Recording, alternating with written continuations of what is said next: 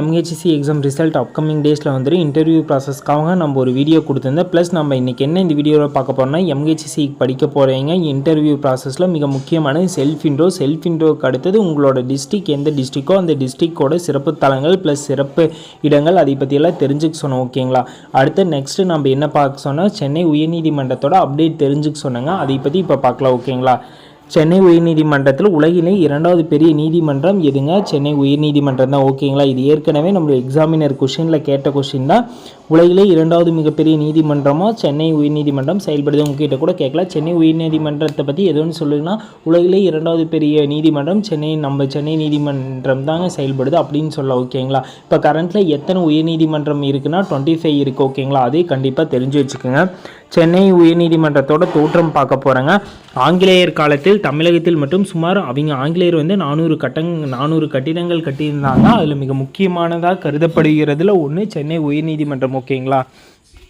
அதுக்கடுத்து பாருங்கள், இது யாரோட ஒப்புதலுக்கு இணங்க ஃபஸ்ட்டு வந்து இருந்திருக்குங்க. ஆங்கிலேயர் வந்து இதுக்கு முன்னால் ஒரு வணிக காரணத்துக்காக வந்து ஒரு வச்சிருக்கிறாங்க நீதித்துறை. ஆனால் அந்தளவுக்கு அந்த நீதித்துறை வந்து ஆங்கிலேயருக்கே பெரும்பான்மையான ரிசல்ட் அவங்க பக்கம் வர மாதிரியே இருந்திருக்குதுங்க. அவங்க இது பண்ணதுக்கப்புறம் மகாராணி இங்கே பாருங்கள், இங்கிலாந்து மகாராணி ஒப்புதலுக்கு பின் 1847 வந்து இங்கிலாந்து மகாராணி ஒப்புதலுக்கு பின்ங்க சென்னை உயர்நீதிமன்றத்தின் நீதிபதி ஹாலி ஹார்மனின் கோரிக்கை ஏற்று தற்போதைய இடத்தில் இந்த கட்டடம் கட்டப்பட்டது. ஓகேங்களா?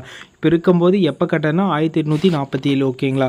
அதுக்கப்புறம் பாருங்கள், 1862ஆம் ஆண்டு சுப்ரீம் கோர்ட் ஆஃப் மெட்ராஸ் என்று அழைக்கப்பட்ட சென்னை உயர்நீதிமன்றம் சட்ட வரையறைகள் ஏற்படுத்த பின் 1862 ஆகஸ்ட் 5ஆம் நாளிலிருந்து மெட்ராஸ் ஹைகோர்ட் என பெயர் மாற்றம் செய்யப்பட்டது.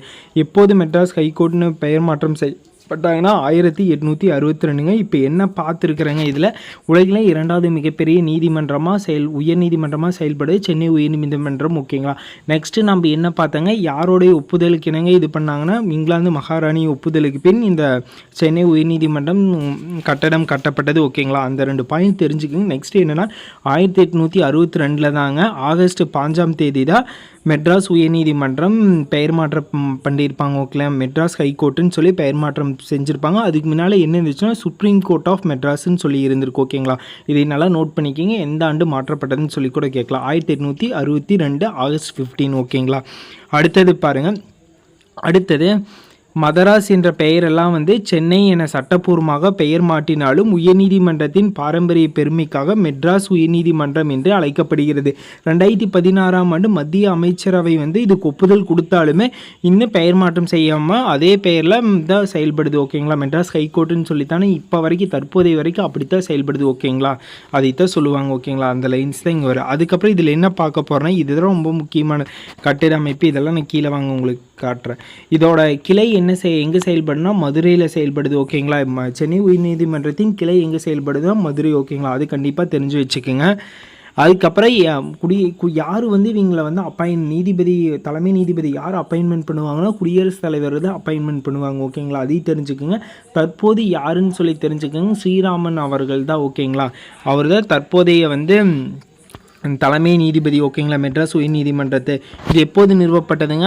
15 ஆகஸ்ட் 1862 பார்த்தோமாங்க. இது வந்து 162 ஆண்டுகளுக்கு முன் வரைக்கும் இருந்து இப்போ வரை செயல்படுதுன்னு சொல்கிறோம். ஓகேங்களா? அதுக்கப்புறம் இதில் வந்து நியமன முறை என்னங்க, இந்திய தலைமை நீதிபதி மற்றும் அந்தந்த மாநில ஆளுநர்களோட அறிவுரையோட குடியரசுத் தலைவர் தான் நியமனம் செய்வார். ஆனால் ஆலோசனை யார்கிட்ட கேட்கலாம்? மாநில ஆளுநர்கிட்ட கேட்கலாம். ஆனால் ஒப்புதல் யார் கொடுப்பாங்கன்னா குடியரசுத் தலைவர்கள் மட்டும்தான் கொடுப்பார். ஓகேங்களா? அதை தெரிஞ்சுக்குங்க. இதில் எவ்வளோ இந்த நீதிபதியோட பதவிக்காலம் எவ்வளோ ஆண்டுனா 62 ஏஜ் வரைக்கும். ஓகேங்களா? 62 உயர்நீதிமன்றம் 62 உச்சநீதிமன்றம் 65 ரெண்டு போட்டு குழப்பிக்காதீங்க. உயர்நீதிமன்றம் 62 உயர்நீதிமன்றத்தை மட்டும் இப்போ பாருங்கள். உச்சநீதிமன்றத்தை உங்களுக்கு இன்னொரு வீடியோவில் உங்களுக்கு கண்டிப்பாக தெளிவாக சொல்கிறோம். ஓகேங்களா? நெக்ஸ்ட் வீடியோ வந்து உச்சநீதிமன்றம் வரும். அதுக்கப்புறம் டெய்லி உங்களுக்கு முக்கியமான கரண்ட் அஃபேர்ஸ் இருக்குமேங்க, விளையாட்டு ப்ளஸ் உங்களுக்கு என்னென்ன ஜென்ரலாக தெரியணுமோ அது எல்லாமே பார்ப்போம். ஓகேங்களா? இது உங்களுக்கு ரொம்ப யூஸ்ஃபுல்லாக இருக்குது. இதில் எவ்வளோ இருக்கைகள் இருக்குன்னா 75 இருக்கைகள் டோட்டலாக இருக்குது. இது நிரந்தரமாக 56 இருக்கைகள்ங்க, கூடுதலாக 19 இருக்கைகள் இருக்குது. ஓகேங்களா? கீழே வாங்க பார்த்துடலாம். இதில் எது முக்கியமான மெட்ராஸ் ஹைகோர்ட் வந்து சமீபத்தில் இருந்த முக்கியமான வழக்கு என்னென்னு சொல்கிறாங்க பாருங்கள். இந்த நீதிமன்றம் ஆங்கிலேயர் இந்திய மக்களை ஏமாற்றியதாக தொடரப்பட்ட வழக்கு முக்கியமான. இங்கே முக்கியமானது எந்த வழக்குனா ஆங்கிலேய வங்கி இந்திய மக்களை ஏமாற்றுறதையாக தொடரப்பட்ட வழக்கு இதில் முக்கியமானது. அதன் பிறகுதான் இந்தியர்களுக்கு இந்தியன் வங்கி, இந்தியன் ஓவர்சி பேங்க்னு சொல்லி இருக்குமேங்க, அந்த 2 பேங்க், இந்தியன் பேங்க் இதெல்லாம் அதுக்கப்புறம் தான் உருவாக்கப்பட்டதாம். ஓகேங்களா. ஆங்கிலேயர்களால் தண்டனை விதிக்கப்பட்ட வஉசி வழக்கு, புகழ்பெற்ற தியாகராஜர் அவரோட வழக்கு, கிருஷ்ணன் மீதன் லட்சுமிகாந்த் அவர்களோட வழக்கெல்லாம் கொலை வழக்கெல்லாம் மிக முக்கியமான வழக்கா இங்கே தான் ரிசல்ட் கொடுத்தாங்க. ஓகேங்களா. அதெல்லாம் மிக முக்கியமானது. அதுக்கப்புறம் பாருங்க, 160 ஆண்டுகள் கடந்த நிலையிலும் உயர்நீதிமன்றம் தனது கம்பீரத்துடன் இருப்பது குறித்து யார் சொல்கிறாங்கன்னா இந்த வழக்கறிஞர் சொக்கலிங்கம் அவர்கள் கூறியது என்னன்னு சொல்லி பார்த்துக்கோங்க.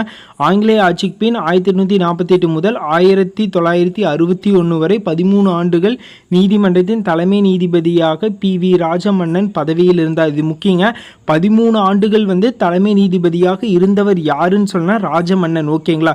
ராஜமன்னன் அவர்கள் தான் 13 ஆண்டுகள் தலைமை நீதிபதியாக இருந்திருக்கார். இதுவரைக்கும் இவ்வளோ யாரும் மேக்ஸிமம் இருந்ததில்லை சென்னை உயர்நீதிமன்றத்தில். இவர் மட்டும்தான் 13 ஆண்டுகள். ஓகேங்களா. இது முக்கியங்க. 13 ஆண்டுகள் நீதிபதியாக இருந்தவர் யாருன்னா PV ராஜமன்னர். ஓகேங்களா. ராஜமன்னர் ஞாபகம் வச்சுக்கோங்க. PV ராஜமன்னர் அவர்கள் சென்னை உயர்நீதிமன்றத்தில். ஓகேங்களா.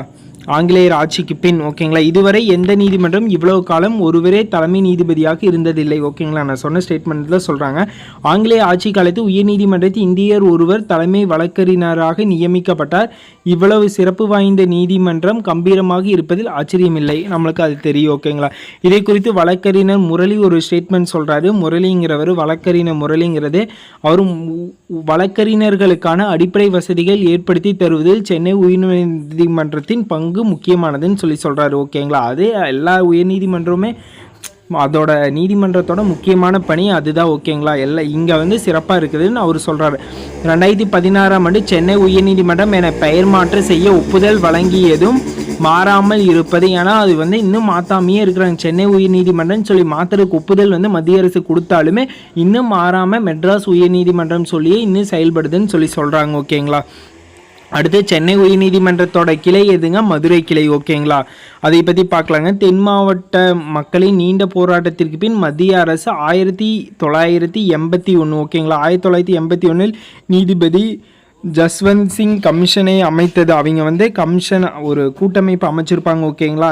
அதுக்கப்புறம் 5 ஆண்டுகளுக்கு பிறகு மதுரை நிரந்தர கிளை அமைக்க அந்த கமிஷன் பரிந்துரைத்திருக்கு. ஓகேங்களா. இதுக்கப்புறம் எப்போ அதை ஓப்பன் பண்ணாங்கன்னா பாருங்கள், 2024/7/2014 நியமிக்கப்பட்ட 12 நீதிபதிகளுடன் மதுரை கிளை 13 மாவட்டங்களுக்கு நீதி வழங்குறதுக்காக தொடங்கியது. எப்போது மதுரை கிளை துவங்குச்சுன்னா 24/7/2004 ஓகேங்களா.